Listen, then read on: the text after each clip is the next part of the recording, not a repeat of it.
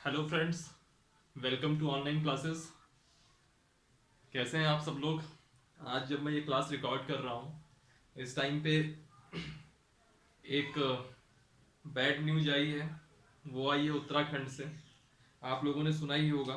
जब तक ये आप वीडियो सुनेंगे तब तक ज़रूर सुन ही चुके होंगे। चमोली ज़िले में जो एनटीपीसी का प्लांट नष्ट हुआ एक ग्लेशियर के टूटने से, अपने आप में बहुत बड़ी आपदा है ये। कई सारे लोग अभी भी गायब चल रहे हैं और अभी भी कितना नुकसान हुआ है इन सब चीज़ों का तो कुछ अंदाज़ा लगाया ही नहीं जा सकता। जान माल दोनों का नुकसान हुआ है। जो वहाँ पे एक प्रोजेक्ट चल रहा था, ऋषि गंगा प्रोजेक्ट, वह तो पूरी तरीके से तहस नहस हो गया है। बाकी जब स्थितियाँ सामान्य होंगी तब जाके मालूम चलेगा कि एक्चुअल लॉस कितने का है, क्या है। कई सारे मजदूर उसमें बह गए हैं। उम्मीद करते हैं कि ये आपदा केदारनाथ जैसी ना बने और जल्द से जल्द सब लोग सुरक्षित निकाल लिए जाएं। क्योंकि जिस नदी में बाढ़ आई है, जिस नदी में वो पानी जा रहा है, वह नदी आगे चल के गंगा से मिलती है। और वह गंगा का प्रवाह जो है अगर आप देखेंगे तो उत्तराखंड में तो है ही, फिर उसके बाद यूपी बिहार होते हुए सब जगह जाता है। हालांकि अभी कुछ देर पहले ही जो वहाँ के सीएम है त्रिवेंद्र सिंह रावत जी, उन्होंने एक ट्वीट किया है कि आगे जो है जो पानी का बहाव है, हालांकि अभी वो खतरे के निशान से 1 मीटर ऊपर है, लेकिन पानी का बहाव सामान्य है। तो उम्मीद करते हैं कि धीरे धीरे सब कुछ सामान्य हो जाएगा। और बाकी जो डिजास्टर रिलीफ एनडीआरएफ वगैरह की टीमें हैं और आईटीबीपी के जो जवान हैं वहाँ बहुत मुद्दत के साथ, शिद्दत के साथ लगे हुए हैं।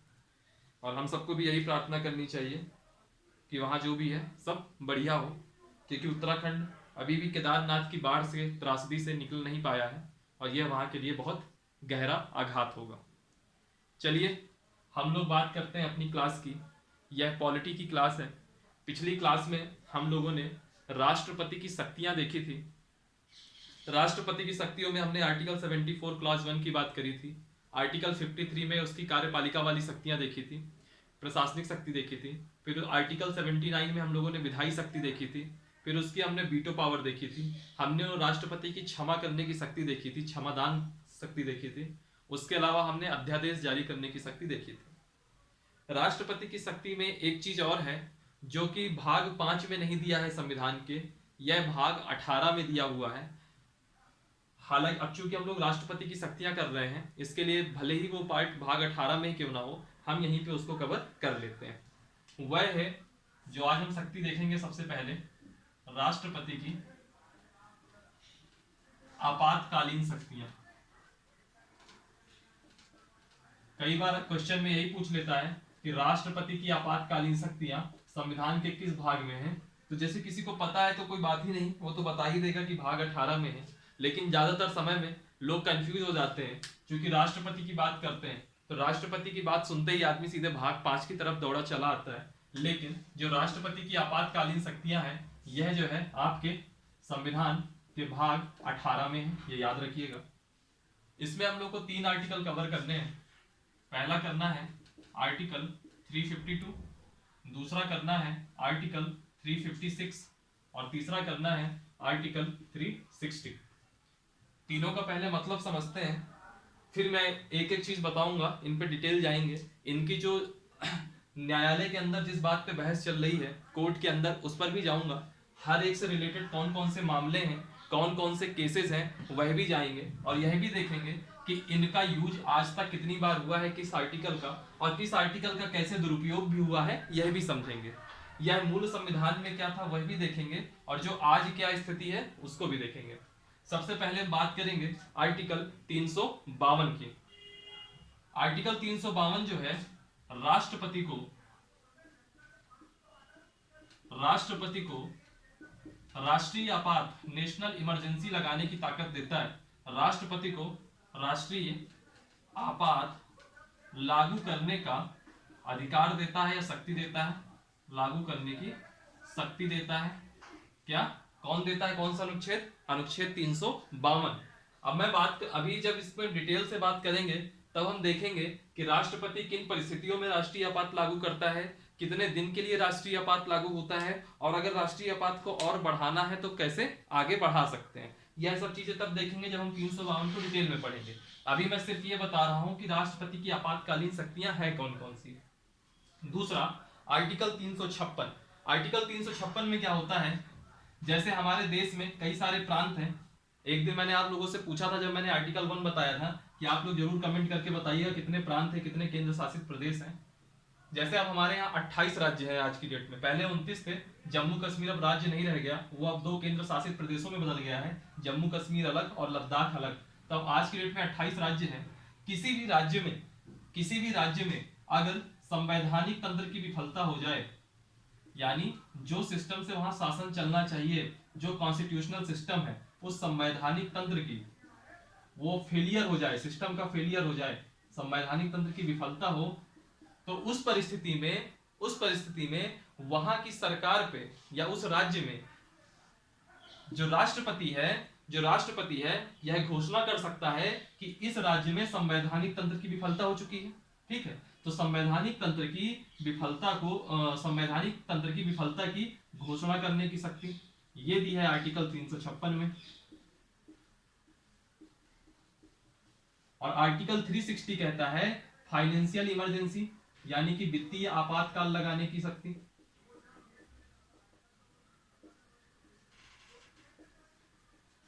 क्वेश्चन उठता है कि जो संवैधानिक तंत्र की विफलता की घोषणा करने की शक्ति है, इसका मतलब क्या हुआ। मैं भी इस पे जब 356 डिटेल में करेंगे तब देखेंगे कि संवैधानिक तंत्र की विफलता किस सिचुएशन को कहते हैं। फिलहाल अभी मैं साधारण शब्दों में बोल देता हूं। संवैधानिक, अक्सर आप सुनते होंगे कि सोशल मीडिया वगैरह में अक्सर होता होगा कि यार बंगाल में कानून व्यवस्था सही नहीं है तो राष्ट्रपति शासन लगा दो। ठीक, दिल्ली में कुछ सही नहीं चल रहा है, केंद्र इंटरवेन करे और राष्ट्रपति शासन लगा दे।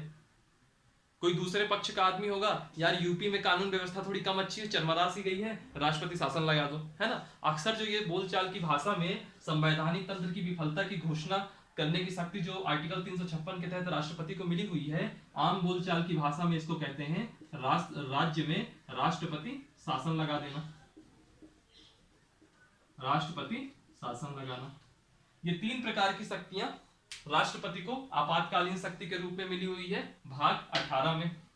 352, आर्टिकल 356 और आर्टिकल 360। चलिए अब हम एक एक आर्टिकल की बात करते हैं। सबसे पहले बात करेंगे आर्टिकल 352 की।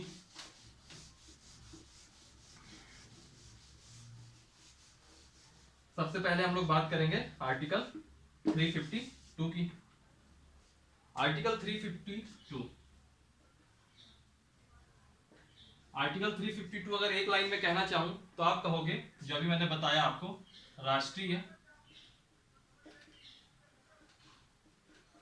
राष्ट्रीय आपात की घोषणा करने की शक्ति, यही है सिंपल भाषा में, जिसको हम इमरजेंसी कहते हैं।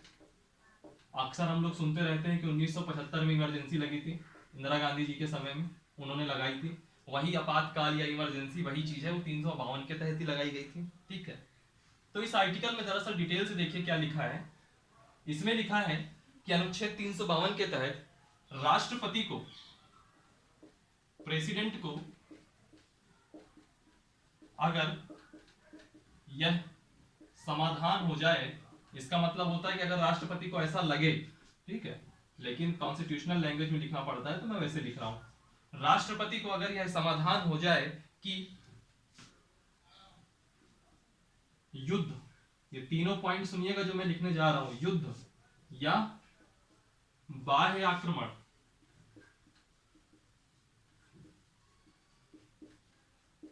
युद्ध या बाह्य आक्रमण या सशस्त्र विद्रोह। कौन से 3 पॉइंट मैंने बोला, वापस से एक बार आप लोग भी रिपीट करिए। युद्ध, वार की सिचुएशन बन जाए, बाह्य आक्रमण की सिचुएशन बन जाए, या फिर सशस्त्र विद्रोह की स्थिति हो जाए। इनके कारण भारत देश, यानी कि पूरे देश या किन्हीं हिस्सों की सुरक्षा में खतरा उत्पन्न हो जाए तो राष्ट्रीय आपात लागू कर सकता है।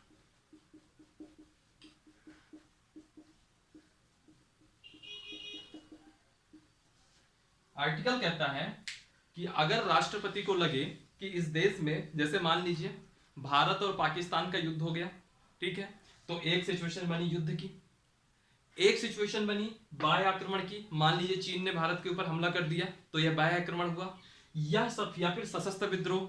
सशस्त्र विद्रोह का मतलब भारत के ही जो नागरिक हों वही अगर हाथ में बंदूक लेकर के चलने लग जाएं और एक सशस्त्र विद्रोह कर दें, और राष्ट्रपति को यह लगे, राष्ट्रपति का मतलब यहाँ बेसिकली मंत्रिपरिषद से ही है, ठीक है, सब कुछ चलेगा राष्ट्रपति के नाम से, लेकिन ये पूरी ताकत एक्चुअल में जो राष्ट्रपति की शक्तियां हैं व्यवहार में वह मंत्रिपरिषद की ही शक्तियां, ये हमने कल आर्टिकल 74 क्लॉज 1 में देखा था, ठीक है। चलिए अभी सुनिए, राष्ट्रपति को अगर यह लगे कि युद्ध या फिर बाह्य आक्रमण या फिर सशस्त्र विद्रोह, इन तीनों से भारत के या तो पूरे भारत में एक सुरक्षा की कमी हो जाए, या फिर भारत के कुछ हिस्से में यह भी हो सकता है कि यार केवल एक राज्य है उस राज्य में किसी प्रकार की असुरक्षा हो, या फिर हो सकता है 2 राज्यों में किसी प्रकार की असुरक्षा हो, या हो सकता है 3 राज्यों में असुरक्षा हो, या ये भी लग सकता है कि पूरे देश में सुरक्षा का खतरा उत्पन्न हो गया है, ठीक है। तो वैसी स्थिति में राष्ट्रपति राष्ट्रीय आपात यानी कि नेशनल इमरजेंसी लागू कर सकता है, ठीक है। इतनी सी इसमें बात थी।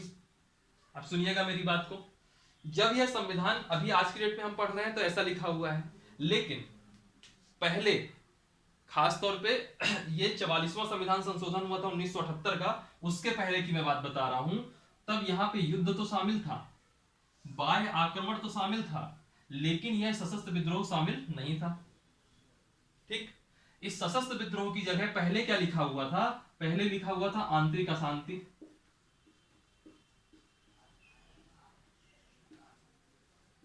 पहले लिखा हुआ था आंतरिक अशांति, लेकिन 44वां संविधान संशोधन हुआ 1978 में, ठीक है, और इस सशस्त्र विद्रोह शब्द को आंतरिक अशांति शब्द को बदलकर सशस्त्र विद्रोह कर दिया गया। अब याद करिए यह समय 1978 यानी कि 1975 के आपातकाल के ठीक बाद की बात है। 1978 में जनता पार्टी की सरकार बनी, जनता पार्टी की, और जो 1975 में इंदिरा गांधी ने आपातकाल लगाया था, वह आपातकाल का जो बेस था ना युद्ध था ना बाह्य आक्रमण था, उन्होंने कारण बताया था आंतरिक अशांति को। तो 44वां संविधान संशोधन 1978, तब जनता पार्टी की सरकार आ चुकी है, जनता पार्टी की सरकार ने इस आंतरिक अशांति शब्द के स्थान पे सशस्त्र विद्रोह कर दिया, ठीक। और इन्होंने एक इसी अमेंडमेंट में एक चीज यह भी कह दिया कि अगर आपातकाल की घोषणा करनी है तो, अगर आपातकाल की घोषणा करनी है तो मंत्रिपरिषद, जो मंत्रिपरिषद होगी, मंत्रिपरिषद उसकी लिखित सिफारिश आवश्यक है, यानी कि रिटर्न में देना होगा,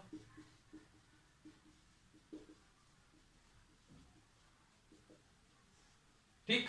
तो 44वें संविधान संशोधन 1978 के तहत पहला शब्द क्या हुआ, पहली चीज क्या हुई, आंतरिक अशांति की जगह सशस्त्र विद्रोह को जोड़ा गया, और मंत्रिपरिषद की लिखित सिफारिश आवश्यक है यह कहा गया। अक्सर क्वेश्चन आ जाता है कि राष्ट्रीय आपात निम्न में से किन परिस्थिति में नहीं हो सकता, और 4 ऑप्शन दे देगा, युद्ध, बाह्य आक्रमण, आंतरिक अशांति और सशस्त्र विद्रोह। तो उस समय हमारा सही उत्तर होगा आंतरिक अशांति, कि आंतरिक अशांति की स्थिति में आप राष्ट्रीय आपात नहीं लगा सकते। एक क्वेश्चन पूछ लेगा कि सशस्त्र विद्रोह शब्द किस संविधान संशोधन से आया, तो हम अब जान गए हैं कि 44वें संविधान संशोधन 1978 से आंतरिक अशांति की जगह सशस्त्र विद्रोह शब्द लाया गया। एक चीज और पूछ सकता है, क्या स्टेटमेंट वाले क्वेश्चन अगर कभी आ गए, क्या राष्ट्रीय आपात लागू करने के लिए मंत्रिपरिषद की लिखित सिफारिश आवश्यक है, आप कहोगे बिल्कुल ये सही स्टेटमेंट है, ठीक है। ये चीजें, अब इसमें कुछ चीजें और देख लेते हैं 352 में ही।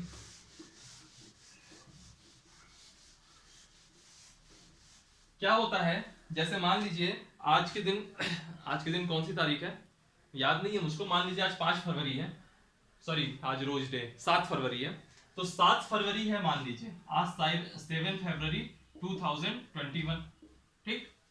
राष्ट्रपति को यह समाधान हो जाए कि इस देश में कोई युद्ध की सिचुएशन बनती है या बाह्य आक्रमण की सिचुएशन बनती है, सशस्त्र विद्रोह की सिचुएशन बनती है, वो कुछ भी लग जाए और उनको लगे कि देश में इमरजेंसी लगाने का समय आ गया है, तो आज 7 फरवरी 2021 को अगर वह राष्ट्रपति, पहले तो उनके पास मंत्रिमंडल की एक लिखित सिफारिश आएगी, फिर वो राष्ट्रीय आपात की घोषणा करेंगे, और ये राष्ट्रीय आपात की घोषणा कब तक लागू रहेगी, सवाल ये है।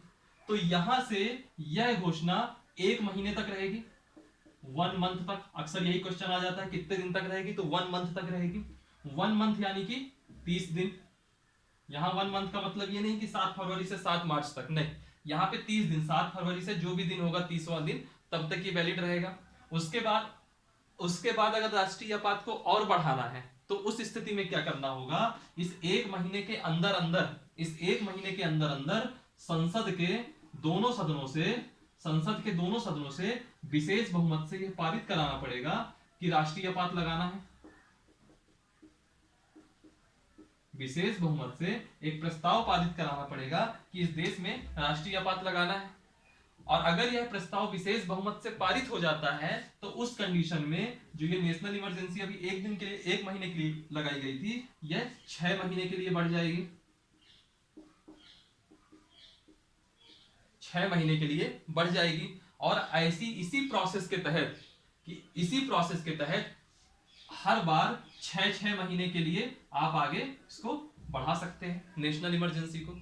यानी कि 6 महीने के अंदर अगर वापस से संसद के दोनों सदनों से विशेष बहुमत से प्रस्ताव पारित हो जाए राष्ट्रीय आपात के पक्ष में, तो यह वापस से 6 महीने के लिए बढ़ जाएगी। और ऐसे ऐसे करके हम कब तक बढ़ा सकते हैं, तो अनिश्चित कालीन तक बढ़ा सकते हैं। ऐसा कोई नहीं है कि केवल 2 बार 6 महीने के लिए बढ़ेगी या 3 बार बढ़ेगी, आप चाहो तो लाइफ टाइम बढ़ाए रहो, कोई दिक्कत नहीं है। यानी कि अगर संसद के दोनों सदन विशेष बहुमत से इस प्रस्ताव को पारित करते रहें कि देश में राष्ट्रीय आपात जरूरी है, तो यह 6 महीने के दर से अनिश्चितकालीन समय तक आप राष्ट्रीय आपात यहां घोषित कर सकते हैं। ठीक, तो क्वेश्चन पूछ लेगा राष्ट्रीय आपात कितने दिन के लिए आता है, तो आप कहोगे 1 महीने के लिए आता है। फिर विशेष बहुमत से अगर संसद प्रस्ताव पारित कर दे तो 6 महीने के लिए बढ़ जाता है। और ऐसे करके कब तक बढ़ा सकते हैं, अनिश्चितकालीन के लिए, अनलिमिटेड पीरियड्स के लिए आप बढ़ा सकते हो। एक चीज और याद रखिएगा, जो आर्टिकल 352 के तहत जो आपातकाल है, यह जरूरी नहीं है कि पूरे देश में ही लगाया जाए। ऐसी भी परिस्थिति बन सकती है कि आप चाहो तो कुछ राज्यों में लगा सकते हो। जैसे मान लीजिए कि भारत और पाकिस्तान के बीच में कुछ युद्ध की स्थिति बनी, तो हो सकता है कि जो पाकिस्तान और भारत के बॉर्डर वाले राज्य हैं केवल वहां पर राष्ट्रीय आपात लगा दो। ठीक है, ऐसे कर करके आप राष्ट्रीय आपात, जरूरी नहीं है कि पूरे भारत में लगे, भारत के कुछ हिस्सों में भी लगाया जा सकता है जहां राष्ट्रपति को लगे कि यहाँ की सुरक्षा को खतरा है। ठीक, एक चीज ये हो गया।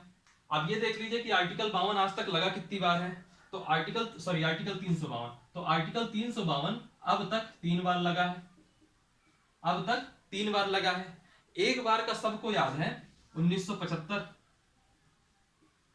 इंदिरा गांधी जी ने लगाया था। इसके पहले भी 2 बार लगा है, तब भारत युद्ध में फंसा हुआ था। कौन कौन सा वर्ष था, 1962 और 1971। ठीक, तो ये 3 बार ऐसा हुआ है जब इस देश में नेशनल इमरजेंसी लगी है। तो कई बार पूछ लेता है कि अब तक कितनी बार लगी है नेशनल इमरजेंसी, तो हम कहेंगे 3 बार लगे। ठीक, अब एक क्वेश्चन ये आता है कि आपने ये बता दिया कि राष्ट्रीय आपातकाल अगर आएगा, राष्ट्रीय आपातकाल लगेगा तो 1 महीने के लिए लगेगा, फिर वो 6 महीने के लिए विशेष बहुमत से बढ़ता जाएगा। मान लीजिए कि राष्ट्रीय आपात की वापसी करनी है, तब किन परिस्थितियों में होगी, तो वापसी देखिए कैसे होगा। राष्ट्रपति सीधे घोषणा कर दे कि आज से आपातकाल खत्म, तो आपातकाल खत्म हो जाएगा, सिंपल सी बात। दूसरा, संसद के किन्हीं भी सदन में, संसद के किसी भी सदन में, संसद के मतलब दोनों सदनों से साधारण बहुमत से यह प्रस्ताव पारित हो जाए कि राष्ट्रीय आपात हम वापस ले रहे हैं, तो राष्ट्रीय आपात वापस हो जाएगा। या फिर सॉरी सॉरी सॉरी सॉरी एक मिस्टेक हो गई। मैंने अभी आपको बताया था कि संसद 6 महीने के लिए अनुमोदित करती है, तब जाके राष्ट्रीय आपात आगे बढ़ता जाता है। मान लीजिए कि इस बार संसद ने 6 महीने के अंदर अनुमोदित नहीं किया, तो तो ये राष्ट्रीय आपात आपका कैंसिल हो जाएगा।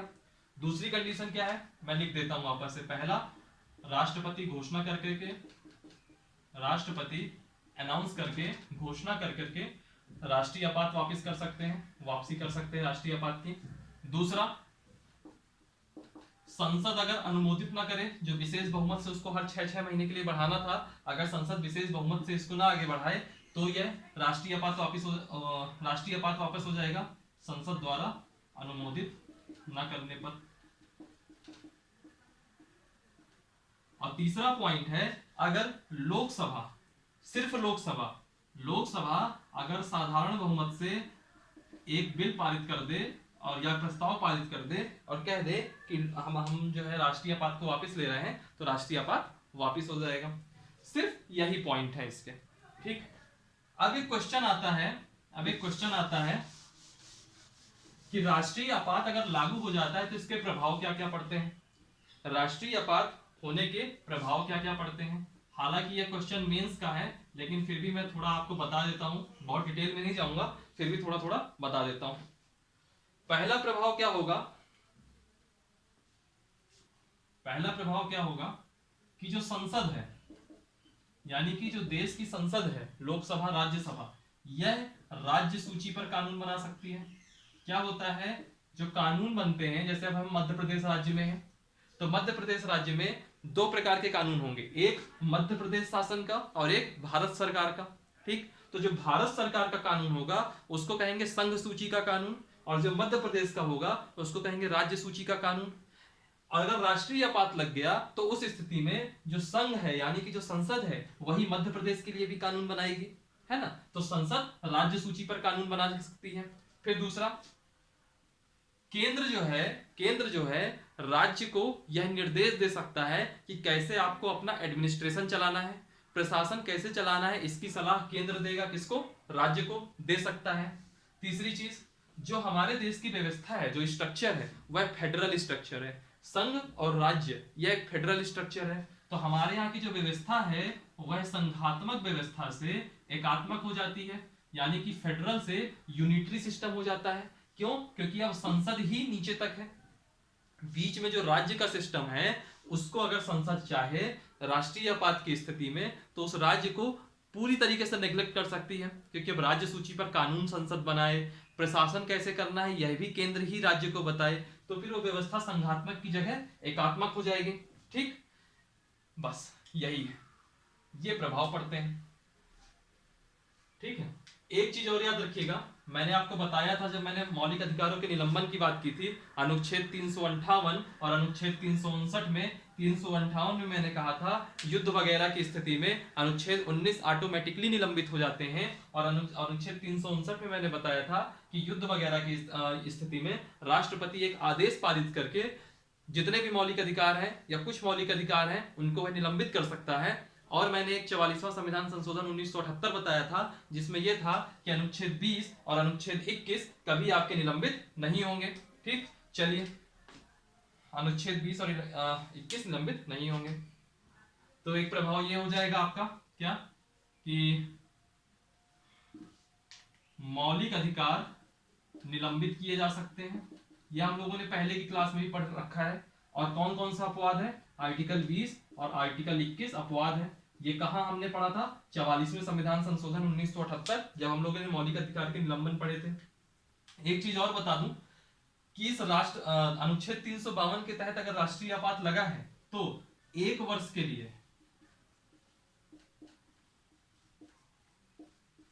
के लिए लोकसभा का कार्यकाल बढ़ाया जा सकता है। अगर राष्ट्रीय आपात की सिचुएशन है तो एक वर्ष के लिए लोकसभा का कार्यकाल भी बढ़ाया जा सकता है। ठीक, तो हमने अनुच्छेद 352 के तहत हर एक चीज कर ली। ठीक, इसका पक्ष और विपक्ष यह मेंस का टॉपिक है, उसमें हम लोग यहाँ नहीं जाते। क्या क्या हमने देखा, 352 युद्ध, बाह्य आक्रमण और सशस्त्र विद्रोह। 44वें संविधान संशोधन के पहले क्या था, आंतरिक अशांति। 44वें संविधान संशोधन से हो गया सशस्त्र विद्रोह। इन स्थितियों में अगर राष्ट्रपति को लगे कि इस देश में कहीं सुरक्षा पे खतरा है तो राष्ट्रपति सीधे इसमें राष्ट्रीय आपात की घोषणा कर सकता है। राष्ट्रीय आपात घोषणा करने की सिचुएशन में कौन कौन सी तीन चीजें हैं, युद्ध, बाह्य आक्रमण और सशस्त्र विद्रोह। ये बहुत अच्छे से याद कर लीजिएगा। और उसी 44वें अमेंडमेंट में क्या हुआ कि मंत्रिपरिषद की लिखित सिफारिश आवश्यक है। बहरहाल अब छोड़िए, 3 बार लगा है, 1962, 1971 और 1975 में। ठीक, राष्ट्रपति पूरे देश में भी इमरजेंसी लगा सकते हैं और चाहे तो कुछ हिस्से में लगा सकते हैं। ठीक, समाप्ति कैसे होगी, आएगा कितने दिन के लिए, सिर्फ 1 महीना 30 दिन के लिए। फिर इसको 6 महीने के लिए आप बढ़ा सकते हो अगर संसद के दोनों सदन विशेष बहुमत से प्रस्ताव पारित कर दें। ठीक, समाप्ति कैसे होगी, या तो संसद उस प्रस्ताव को आगे ना बढ़ाए तो ऑटोमेटिकली समाप्त हो जाएगा, या तो राष्ट्रपति एक घोषणा कर दें तो राष्ट्रीय आपात हट जाएगा, या तो लोकसभा साधारण बहुमत से यह प्रस्ताव पारित कर दे कि अब हम लोग राष्ट्रीय आपात हटा रहे हैं तो नेशनल इमरजेंसी हट जाएगी। इसका प्रभाव क्या पड़ता है, संसद राज्य सूची के विषय पर कानून बना सकती है। उस स्थिति में जो हमारी संघात्मक व्यवस्था है वह पूरी एकात्मक हो जाती है। अगला क्या प्रभाव पड़ता है? मौलिक अधिकार निलंबित किए जा सकते हैं। सिर्फ आर्टिकल 20 और आर्टिकल 21 अपवाद हैं, और ये हमने पहले पढ़ रखा है कि 44वें संविधान संशोधन 1978 के तहत इनको अपवाद की श्रेणी में लाया गया। और लोकसभा का कार्यकाल 1 वर्ष के लिए बढ़ाया जा सकता है। इतना ही पॉइंट है 352 में, और आर्टिकल 352 में इसके बाहर कहीं कुछ क्वेश्चन आपसे नहीं पूछेगा। और आपातकालीन शक्तियों से एक क्वेश्चन हमेशा आता ही आता है, किसी न किसी एग्जाम में आप देख लीजिएगा। 3 राष्ट्रपति की शक्तियों में से क्वेश्चन आएगा, और राष्ट्रपति की शक्तियों में सबसे इंपॉर्टेंट शक्ति या तो अध्यादेश से क्वेश्चन आ जाएगा, या तो फिर आपका क्षमादान की शक्ति से आ जाएगा, कि या तो वीटो से आएगा, या तो आपातकालीन, और इन सब में भी आपातकालीन बहुत इंपॉर्टेंट है। चलिए दूसरे पॉइंट में आते हैं आपातकालीन शक्तियों में। दूसरा था आपका संवैधानिक तंत्र के विफलता की घोषणा।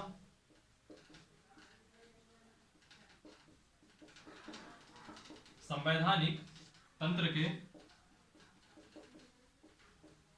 विफलता की घोषणा, और ये किस अनुच्छेद में है? 356। इसको हम साधारण भाषा में क्या कहते हैं? राष्ट्रपति का शासन। इसमें क्या होता है? राज्यपाल के प्रतिवेदन, यानी कि क्या होता है, हमारा जो राज्य होता है उसमें एक केंद्र का प्रतिनिधि, केंद्र क्या कहें? राष्ट्रपति कहें।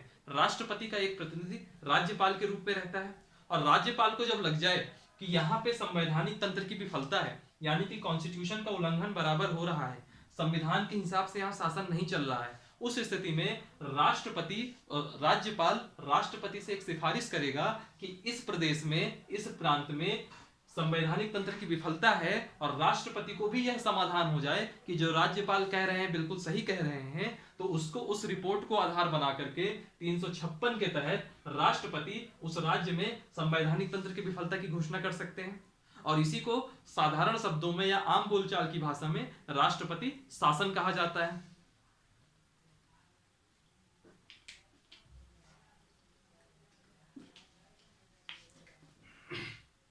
इसी को आम बोलचाल की भाषा में राष्ट्रपति शासन कहा जाता है। यानी कि राज्यपाल का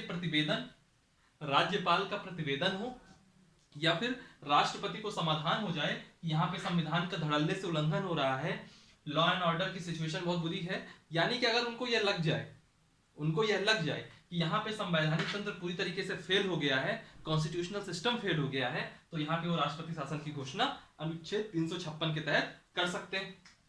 ठीक, अब इसको मैं लिखता नहीं हूं, कोई बहुत बड़ी चीज नहीं है, बस आप इसको समझिएगा साधारण भाषा में, राष्ट्रपति शासन। ठीक, याद करिए अनुच्छेद 352 के तहत जब इमरजेंसी होती है वो 1 महीने के लिए आती है, तो ये कितने दिन के लिए आएगी? ये 2 महीने के लिए आएगी। 2 मंथ का मतलब 60 डेज। ठीक, ये 60 डेज के लिए आएगी। ठीक, और अगर इसको आपको आगे बढ़ाना है, और अगर आप इसको आगे बढ़ाना चाहते हैं, तो जो संसद है वह इसको साधारण बहुमत से पारित कर दें। इमरजेंसी को याद करिए, इमरजेंसी को विशेष बहुमत से, और अगर इसको आगे बढ़ाना है तो साधारण बहुमत से पारित कर दे, तो उस प्रदेश में या उस राज्य में राष्ट्रपति शासन आगे बढ़ता जाएगा। फिर इसमें एक चीज और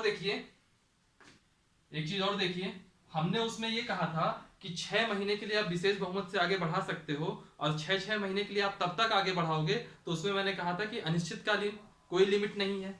साधारण बहुमत से कितने दिन के लिए बढ़ेगा? 6 माह के लिए बढ़ जाएगा, 6 माह के लिए बढ़ेगा। दोबारा आप 6 माह के अंदर संसद साधारण बहुमत से पारित कर दे तो ये फिर 6 महीने के लिए बढ़ जाएगा। लेकिन ऐसा करके आप अधिकतम, उसमें अनिश्चितकालीन था 352 में नेशनल इमरजेंसी, लेकिन जो राष्ट्रपति शासन होता है किसी राज्य में, ये अधिकतम 1 साल, 1 साल के लिए ही आप आगे बढ़ा सकते हो। साधारण बहुमत से 6 महीने आपने आगे बढ़ाया, फिर एक बार 6 महीने आगे बढ़ा लिया, बस उसके आगे आपका लिमिट लग गई है, अब आप नहीं बढ़ा सकते। लेकिन मान लीजिए इसके भी आगे बढ़ाना है, तो इसके आगे बढ़ाने के लिए 2 ही शर्तें हैं, उन 2 कंडीशन पे ही आप आगे बढ़ा सकते हो। पहली कंडीशन, देश में आपातकाल लागू हो, राष्ट्रीय आपात लगा हो, राष्ट्रीय आपात लागू हो, इस स्थिति में आप राष्ट्रपति शासन आगे बढ़ा सकते हो। दूसरी कंडीशन क्या है? इलेक्शन कमीशन, चुनाव आयोग। चुनाव आयोग यह प्रमाणित कर दे कि अभी इस राज्य में चुनाव कराने लायक व्यवस्था नहीं है या चुनाव कराने की स्थिति परिस्थिति नहीं है, तो उस कंडीशन में भी आप राष्ट्रपति शासन आगे बढ़ सकता है। और इन सब प्रोसेस से भी राष्ट्रपति कितना आगे, राष्ट्रपति शासन कितना हम आगे बढ़ा सकते हैं? मैक्सिमम 3 इयर्स, 1 साल पहले और 2 साल यहां से। समझ गए बात को? यह है पूरा आपका राष्ट्रपति शासन। यानी कि राज्यपाल को लग जाए कि इस प्रदेश में कॉन्स्टिट्यूशनल उल्लंघन हो रहे हैं, तो वह एक प्रतिवेदन देगा और राष्ट्रपति को भी यह समाधान हो जाए कि राज्यपाल बिल्कुल सही बात कर रहे हैं, तो राष्ट्रपति शासन की घोषणा कर सकते हैं, संवैधानिक तंत्र की विफलता की घोषणा कर सकते हैं, जिसको हम लोग आम बोलचाल की भाषा में राष्ट्रपति शासन कहते हैं। अनुच्छेद 352 के तहत जो नेशनल इमरजेंसी लग रही थी वह 1 महीने के लिए लग रही थी, 30 दिन के लिए। यहां पे यह 2 महीने के लिए आएगा, यानी कि 60 दिन के लिए। और आगे बढ़ाना है तो संसद साधारण बहुमत से प्रस्ताव पारित कर देगी और 6 महीने के लिए यह राष्ट्रपति शासन उस राज्य में बढ़ जाएगा। ठीक, वापस से एक बार और प्रस्ताव पारित कर देगी साधारण बहुमत से, फिर यह 6 महीने के लिए आगे बढ़ जाएगा। उसमें विशेष बहुमत से पारित करना होता था, इसमें साधारण बहुमत से पारित करना है। ठीक, अगली चीज देखिए, उसमें अनिश्चितकालीन समय तक आप बढ़ा सकते हो 6-6 महीना कर करके, लेकिन यहां पे नहीं होगा ऐसा। यहां पे आप मैक्सिमम 1 साल के लिए राष्ट्रपति शासन बढ़ा सकते हो। और अगर 1 साल से भी आगे बढ़ाना है तो ये 2 शर्तें हैं। कौन कौन सी शर्तें हैं? पहली, या तो देश में राष्ट्रीय आपात लगा हो, नेशनल इमरजेंसी लगी हो, या फिर चुनाव आयोग यह प्रमाणित कर दे कि उस राज्य में भी चुनाव नहीं कराए जा सकते हैं। इन परिस्थितियों में मैक्सिमम 3 साल, यानी कि इनसे 2 साल और 1 साल इससे, मैक्सिमम 3 साल तक आप राष्ट्रपति शासन लगा सकते हो। ठीक, ये चीज थी राष्ट्रपति शासन 356 में। अब हमको यहां कुछ और समझना है। जैसे हमने वहां पे भी प्रभाव समझे थे, वैसे हम यहां पर भी समझेंगे कि इसके क्या प्रभाव पड़ेंगे। पहला प्रभाव तो यह पड़ेगा, 3 पॉइंट देख लीजिए, बहुत जरूरी। पहला पॉइंट, जो संघात्मक व्यवस्था होती है वह एकात्मक बन जाती है, ये एक प्रकार का दोष भी कहा जाएगा इसका। ठीक, दूसरा प्रभाव देख लीजिए, जो उच्च न्यायालय होते हैं, हाई कोर्ट होते हैं, इन पर किसी भी प्रकार का कोई प्रभाव नहीं पड़ता। हाई कोर्ट में किसी भी प्रकार का कोई प्रभाव नहीं पड़ेगा राष्ट्रपति शासन लगने से। अगला पॉइंट देखिए, राष्ट्रपति शासन लगने से उस राज्य में जो नागरिक हैं उनके मौलिक अधिकारों का किसी भी प्रकार से कोई निलंबन नहीं होता। ये नहीं कि अगर इस समय मान लीजिए मध्य प्रदेश में राष्ट्रपति शासन लग जाए तो ऐसी परिस्थितियों में हमारे मौलिक अधिकारों का निलंबन कर दिया जाएगा, ऐसा नहीं होगा। ठीक है, तो यह कुछ प्रभाव है। ठीक, क्या था ये, जब ये आर्टिकल आया था, दरअसल क्या है, यह अनुच्छेद बहुत विवादास्पद है। क्यों? क्योंकि अक्सर जैसे मान लीजिए आज की डेट में केंद्र में बीजेपी की सरकार है, तो कई सारे ऐसे भी राज्य हैं जहां बीजेपी की सरकार नहीं है, तो अक्सर क्या होता है कि इस अनुच्छेद का दुरुपयोग होता है। आजकल के जमाने में जब सोशल मीडिया वगैरह इतना एक्टिव है, प्रचार तंत्र इतना एक्टिव है, तभी इस अनुच्छेद का उतना दुरुपयोग नहीं हो रहा है। बावजूद इसके अरुणाचल प्रदेश वगैरह में हमने इसके दुरुपयोग पढ़े हैं। नवाब रेबिया वगैरह का जो मामला था उसको हम कभी मेंस की क्लास में देखेंगे। संवैधानिक तंत्र की विफलता आप समझिएगा, राष्ट्रपति शासन, इसको, इस शब्द को इतना मतलब ये समझा गया था कि इसका कभी इस्तेमाल किया ही नहीं जाएगा। और इस बात को जो है, इस बात से बल मिलता है कि डॉक्टर अंबेडकर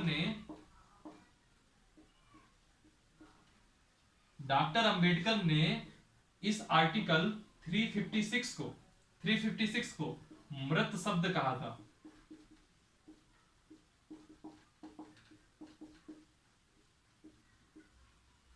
मृत शब्द यानी कि डेड वर्ड कहा था। क्यों कहा था? क्योंकि उनको ये लग रहा था कि इस अनुच्छेद का कभी इस्तेमाल ही नहीं होगा। ठीक, लेकिन अब तक टोटल 116 बार राष्ट्रपति शासन इस देश में अलग अलग राज्यों में लग चुका है। जिसको बाबा साहेब भीमराव अंबेडकर ने डेड वर्ड कहा था, वो एक्चुअल में 116 बार इस देश में लग चुका है, अलग अलग राज्यों में। सोच लीजिए क्या ये वर्ड डेड होगा? सोच लीजिए कितना दुरुपयोग हुआ होगा इस आर्टिकल का जो 116 बार लगाना पड़ गया। और कभी भी अगर केंद्र में सरकार किसी दूसरी पार्टी की है, राज्य में दूसरी पार्टी की है, तो ये हमेशा ये आर्टिकल कब लग जाए कोई विशेष कोई भरोसा नहीं है इसका। ठीक, 116 बार, 116 बार मत करिए, अब इसको 117 बार कर लीजिए। अभी हाल फिलहाल में जब महाराष्ट्र की सरकार हुई थी तो कुछ दिन के लिए राष्ट्रपति शासन लगा था, तो 117 बार करिए। ठीक, फिर इसके बाद सवाल आता है सबसे ज्यादा कहां लगा है, तो सबसे ज्यादा यूपी में लगा है राष्ट्रपति शासन, यूपी के बाद बिहार में लगा है, बिहार के बाद मणिपुर में लगा है, यूपी में अब तक 10 बार लग चुका है, बिहार में अब तक 8 बार लग चुका है, और मणिपुर में अब तक बिहार में अब तक 9 बार लग चुका है, और मणिपुर में अब तक 8 बार लग चुका है राष्ट्रपति शासन। और सोचिए अंबेडकर ने इसको मृत शब्द कहा था। सवाल उठता है कि सबसे पहले राष्ट्रपति शासन कहां लगा था, तो सबसे पहले राष्ट्रपति शासन 1951 में लगा था पंजाब में, ये सबसे पहले था। तो इतने इसमें इनके आपको इतने फैक्ट पता होने चाहिए। अभी मैंने 356 का फैक्ट बताया कि राष्ट्रपति शासन लगता कैसे है।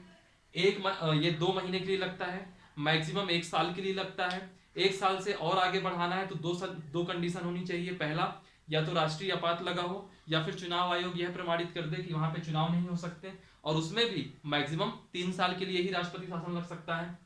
इसको डॉक्टर अंबेडकर ने मृत शब्द कहा था, लेकिन अब तक 117 बार लग चुका है। सबसे ज्यादा यूपी में लगा है 10 बार, फिर बिहार में लगा है 9 बार, और फिर मणिपुर में लगा है 8 बार। सबसे पहले 1951 में लगा था पंजाब में। ये कुछ चीजें हो गई। ठीक, जब भी आप राष्ट्रपति शासन सुनिएगा तो एक वर्डिक्ट आया था, SR. Bommai case. SR. Bommai case आया था 1994 में आया था। ये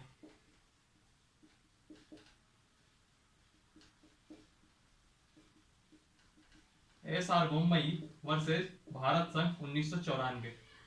यह वर्डिक्ट इस मैटर के लिए 356 के लिए मील का पत्थर है। क्यों मील का पत्थर है, उस पर हम चर्चा करते हैं। इस वर्डिक्ट के आने के बाद इस अनुच्छेद 356 के दुरुपयोग में, जो इसका मिसयूज होता था, उसमें भारी कमी आई, दुरुपयोग में कमी आई 1994 में। इस वर्डिक्ट आने के बाद इस वर्डिक्ट में कुछ बातें कही गई थी।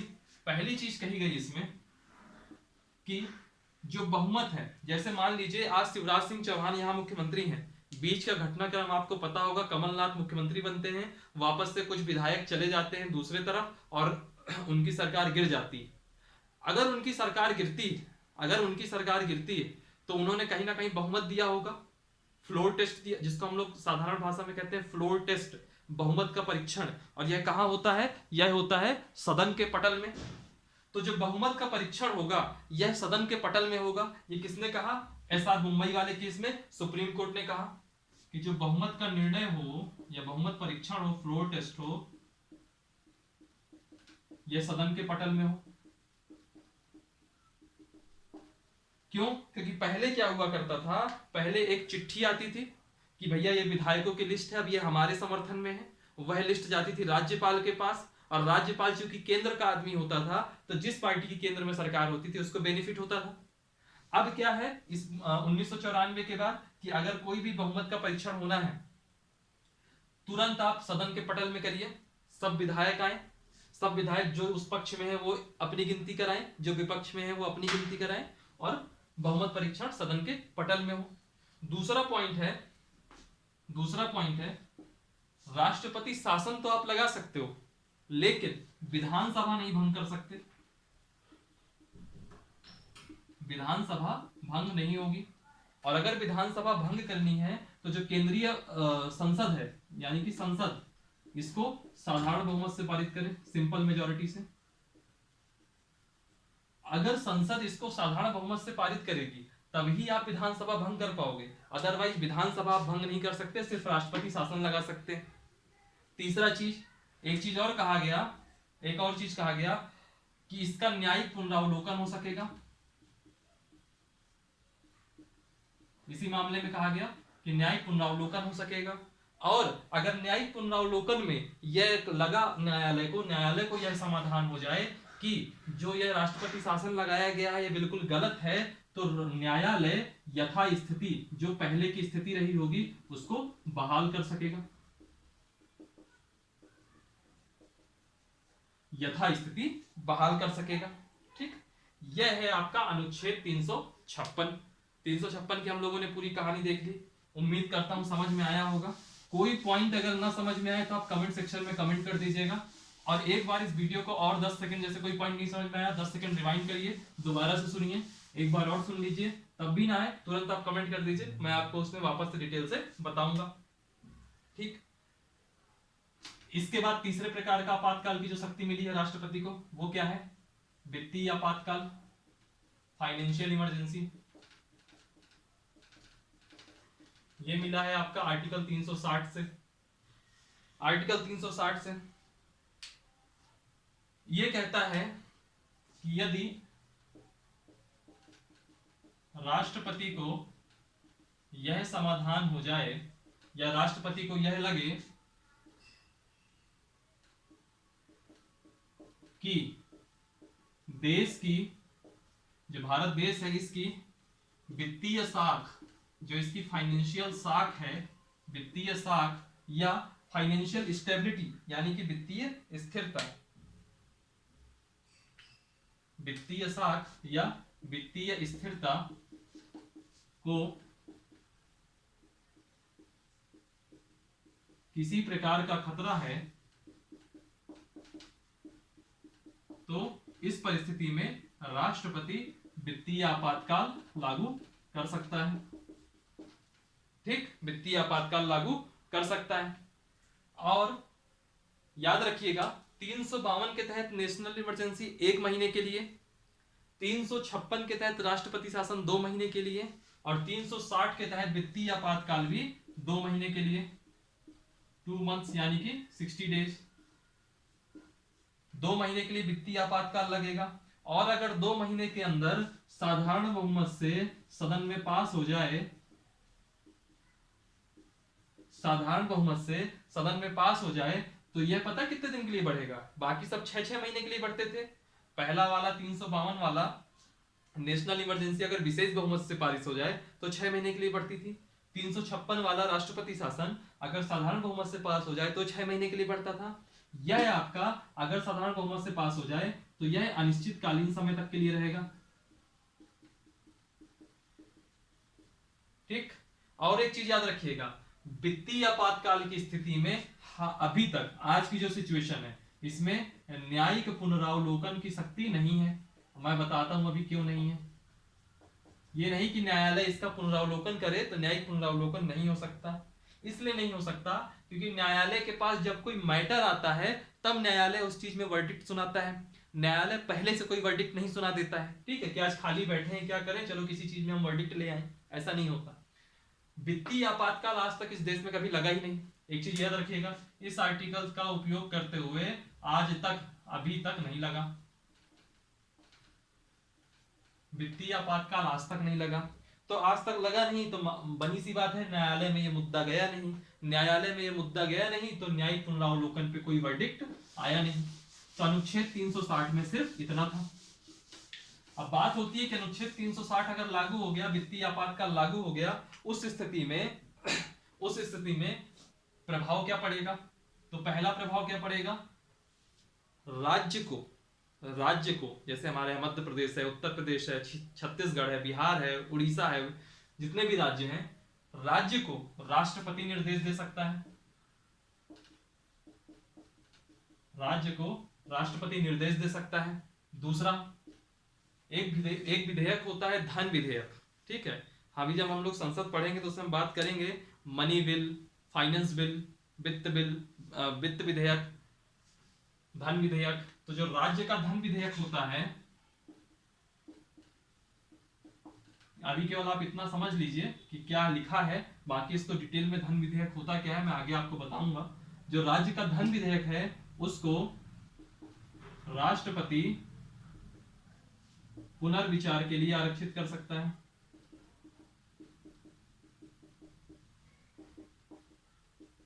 ठीक, और तीसरा, जो सरकारी कर्मचारी हैं उनके वेतन में कमी की जा सकती है। सरकारी कर्मचारियों का वेतन कम किया जा सकता है। ठीक, ये है आपका आर्टिकल 360 और यहीं से आपकी राष्ट्रपति की आपातकालीन सारी शक्तियां खत्म होती हैं। इससे ज्यादा कहीं कुछ नहीं है। और आपके देखिएगा कभी भी आप प्रीलिम्स का पेपर उठा लीजिएगा प्रीवियस ईयर का, इससे ज्यादा किसी में आपको कुछ पूछा भी नहीं गया है। ठीक, और इसी के बीच में आर्टिकल 358 और 359 भी रहा होगा, जिसको मैंने मौलिक अधिकारों के निलंबन में फंडामेंटल राइट्स का जो लास्ट पार्ट वाली क्लास होगी उसमें मैंने आपको डिटेल से बताया है। और उसको इस क्लास में भी 358, 359 और 44वां संविधान संशोधन 1978 जो कि मौलिक अधिकारों के निलंबन के लिए है वो मैंने आपको डिस्कस किया हुआ है। चलिए अब ये सब छोड़िए, अब एक डिबेट वाला इश्यू आता है जिसमें मैं बहुत डिटेल में नहीं जाऊंगा, लेकिन क्योंकि अभी क्लास हमारी 45 मिनट की हुई है तो मैं ऐसा मानता हूं कि 5-10 मिनट का समय है अभी हमारे पास, तो क्यों एक चीज और डिस्कस कर लेते हैं। राष्ट्रपति के पास स्वविवेक की शक्ति होती है। हमने अभी तक जितना पढ़ा उसी के आधार पे मैं डिस्कस करूंगा स्वविवेक की शक्तियां कौन कौन सी होती हैं। आर्टिकल 74 क्लॉज 1 में मैंने आपको बताया था कि मंत्रिपरिषद होगी राष्ट्रपति को सलामी देने के लिए, जिसका प्रमुख प्रधानमंत्री होगा। उसी में मैंने बताया था कि 42वें संविधान संशोधन 1976 के तहत क्या लिखा है कि राष्ट्रपति मंत्रिपरिषद की सलाह पर कार्य करेगा। उसी में मैंने बताया था कि 44वां अमेंडमेंट हुआ 1978 में, जिसमें यह कहा गया कि राष्ट्रपति पुनर्विचार के लिए याचिका को वापस लौटा सकता है। तो जो पुनर्विचार के लिए लौटा सकता है वही राष्ट्रपति की एक स्वविवेक की शक्ति हो गई। ठीक, दूसरी स्वविवेक की शक्ति समझिएगा, जेबी वीटो, पुनर्विचार के लिए, यानी कि इसमें खुद राष्ट्रपति का दिमाग है, जिसमें कोई मंत्रिपरिषद की सलाह वाला नहीं है। यह राष्ट्रपति को अगर ऐसा लग रहा है तो ऐसा कर सकता है। सुनिए मैं ऐसा क्यों कह रहा हूं। दरअसल क्या होता है कि एक डिबेट होती है कि इसको आपने नाम मात्र की कार्यपालिका बना दिया। ठीक, होता क्या है, हम एग्जांपल लेते हैं दो देशों से, एक होता है ब्रिटेन और एक होता है यूएसए। ब्रिटेन में जो प्रमुख है वो वहां के राजा हैं। तो ब्रिटेन के राजा के पास अगर किसी कानून की फाइल आ जाए और उस कानून में ये लिखा है कि ब्रिटेन के राजा को फांसी देनी है, मान लीजिए यही लिखा है, तो ब्रिटेन का राजा उस फाइल में भी दस्तखत करने के लिए बाध्य है।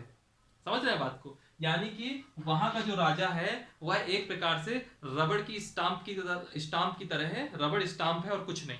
तो अक्सर डिबेट होती है कि हमारे यहाँ के राष्ट्रपति भी सिर्फ रबर स्टाम्प की तरह है।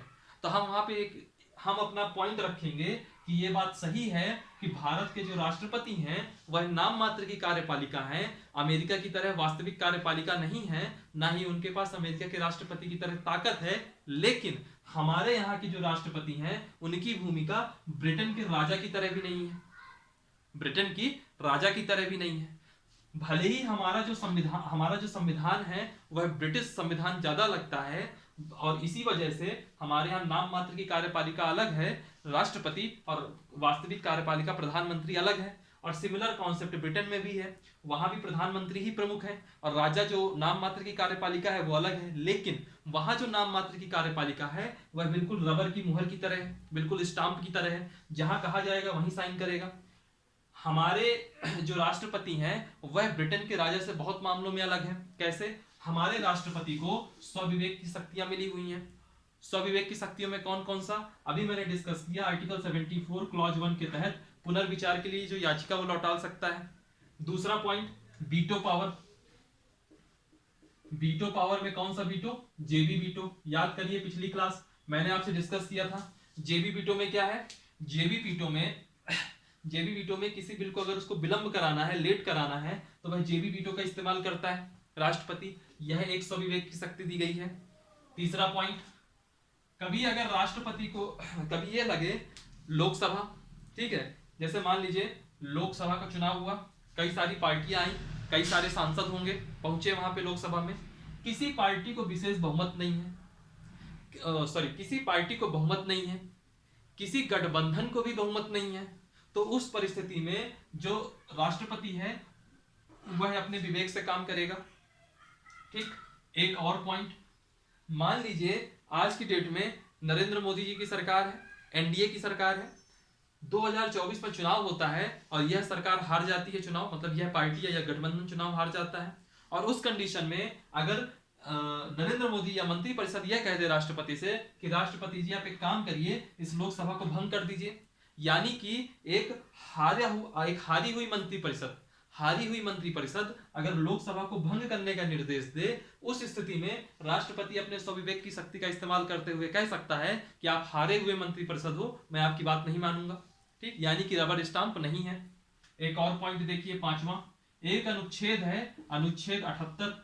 अनुच्छेद 78 के अनुसार प्रधानमंत्री, पीएम के कुछ कर्तव्य हैं। पहला कर्तव्य क्या है कि जो मंत्रिपरिषद का कोई भी निर्णय है, किसी भी प्रकार का निर्णय है, उससे राष्ट्रपति को अवगत कराए, ये प्रधानमंत्री का कर्तव्य है। दूसरा, देश के अंदर प्रशासन कैसा चल रहा है, एडमिनिस्ट्रेशन कैसा चल रहा है, लॉ एंड ऑर्डर की सिचुएशन कैसी है, इसको समय समय पर राष्ट्रपति को बताएं। और तीसरा पॉइंट है, किसी विषय के बारे में अगर कोई विचार जानना है या विचार रखना है तो मंत्रिपरिषद के सामने विचार रख सकते हैं राष्ट्रपति। तो ये सब कर्तव्य किसके हैं आर्टिकल 78 के तहत? प्रधानमंत्री के। मान लीजिए इन कर्तव्यों को प्रधानमंत्री नहीं कर रहे हो, तो स्वविवेक की शक्ति का इस्तेमाल करते हुए राष्ट्रपति प्रधानमंत्री को कह सकता है कि भाई क्या है ये, मेरी रिस्पेक्ट करो, मुझे सब बताओ, ये अधिकार अनुच्छेद 78 देता है। ठीक है, तो यह सब स्वविवेक की शक्तियां आएंगी। तो हम कह सकते हैं कि राष्ट्रपति हमारे यहाँ रबर की स्टाम्प की तरह नहीं है।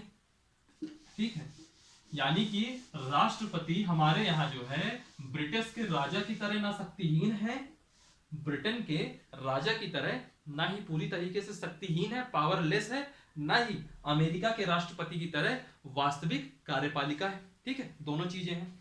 हमारा क्या जो राष्ट्रपति है, जैसे सामान्य शासन प्रक्रिया आज की डेट में देखोगे बिल्कुल सामान्य चल रहा है। मोदी जी अपना राज कर रहे हैं, नीचे यहाँ हर प्रदेश के मुख्यमंत्री हैं वो अपना राज कर रहे हैं, बिल्कुल सब कुछ सामान्य प्रक्रिया। तो ऐसी सिचुएशन में राष्ट्रपति बिल्कुल निष्क्रिय, आराम से बैठे हैं, साधारण भूमिका में बैठे हैं। लेकिन कोई ऐसी प्रक्रिया आ जाए जहां शासन की प्रक्रिया में, एडमिनिस्ट्रेशन प्रोसेस में किसी भी प्रकार का कोई संकट हो या गतिरोध हो, तो तुरंत संविधान कहेगा राष्ट्रपति से कि राष्ट्रपति जी उठिए, सक्रिय भूमिका में जाइए। समझ रहे हैं? साधारण परिस्थितियों में निष्क्रिय है, और जहां कोई गतिरोध की स्थिति आती है, संकट की स्थिति आती है, तुरंत राष्ट्रपति एक्टिव हो जाता है, ऐसा संविधान कहता है। ठीक, क्लास थोड़ी ज्यादा हो गई, फिर 52 मिनट की हो गई है ना, वरना अभी हम 1 तो 10 मिनट का और टॉपिक कर लेते उपराष्ट्रपति, लेकिन अब 10 मिनट उपराष्ट्रपति को कल देखेंगे। ठीक है, चलिए फिर आज की क्लास यहीं से खत्म करते हैं, कल फिर आपके लिए रहेगा उपराष्ट्रपति। ठीक, चलिए फिर जो भी चीज आपको समझ में नहीं आए, जो भी आपको समझ में नहीं आ रहा, उस पॉइंट को आप या तो दोबारा रिवाइंड करके सुनिए वीडियो को। बावजूद इसके नहीं समझ में आ रहा, आप कमेंट सेक्शन में जाइए, इतना लिख दीजिए उस आर्टिकल में ये चीज समझ में नहीं आई, मैं बताऊंगा कि उस आर्टिकल में क्या था, मैं तुरंत आपको रिप्लाई करूंगा। वीडियो को लाइक करिए, वीडियो में कमेंट करिए, इसको चैनल को सब्सक्राइब करिए, और जो भी आपका फ्रेंड सर्किल है पूरे फ्रेंड सर्किल में इसको फैलाइए, ताकि जो भी मैं पढ़ा रहा हूँ वो आपके अलावा दूसरे लोग भी जाने। डिस्क्रिप्शन बॉक्स में जाएंगे तो डिस्क्रिप्शन में कुछ लिंक दी होंगी, एक होगी फेसबुक की, एक होगी इंस्टाग्राम की, और एक होगी टेलीग्राम की। सबको ज्वाइन करिए, खास तौर पर टेलीग्राम को जरूर ज्वाइन करिएगा। टेलीग्राम में आपको इतना अच्छा क्वालिटी कंटेंट आ रहा है जो आपकी जितनी भी एग्जाम्स आएंगी उनके लिए उपयोगी होगा। चलिए फिर आज की क्लास का द एंड करते हैं, कल हम लोग पढ़ेंगे उपराष्ट्रपति और उसके आगे जो जो टॉपिक होंगे। ठीक है, हंसते रहिए और पढ़ते रहिए। Thank you, bye bye.